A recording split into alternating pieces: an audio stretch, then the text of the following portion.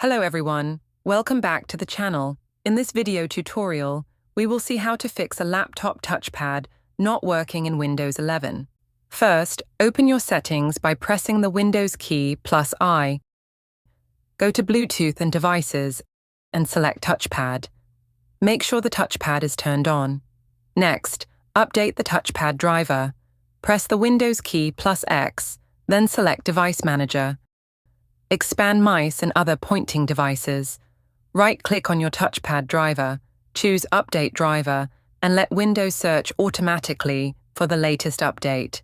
Another thing to check is the function key on your keyboard.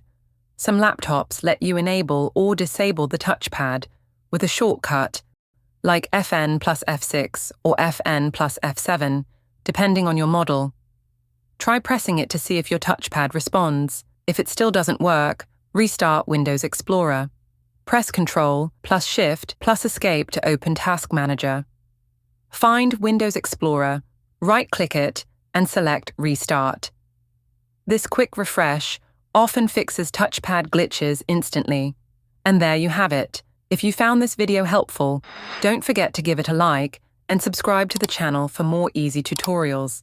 Thanks for watching.